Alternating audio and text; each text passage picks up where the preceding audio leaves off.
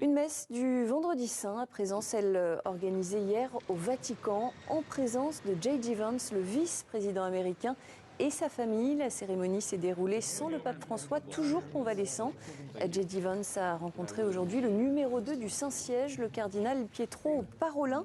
Et pour décrypter justement cette visite de J.D. Vance au Vatican, nous sommes avec Slimane Zeguidour, notre éditorialiste. Bonsoir Slimane. Bonsoir.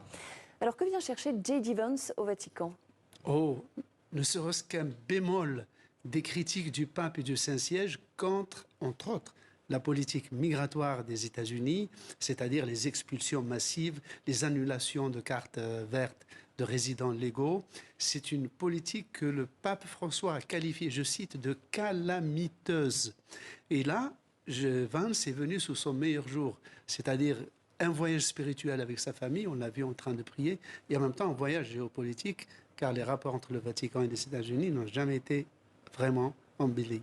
Alors justement, compte tenu de cette opposition, notamment sur la question migratoire, entre la politique de Donald Trump et la vision du pape François, est-ce qu'on n'a pas aujourd'hui finalement deux visions du catholicisme qui s'affrontent ?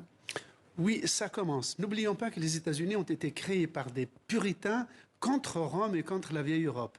Aujourd'hui, le temps a changé. Les catholiques représentent un quart de la population américaine, mais l'Église catholique américaine a les os brisés depuis les affaires d'abus sexuels. 4500 prêtres ont été condamnés pour abus de 10 000 enfants, et depuis l'Église catholique américaine s'est scindée. Il y a une partie qui a voté pour Trump. 52% ont voté pour Trump.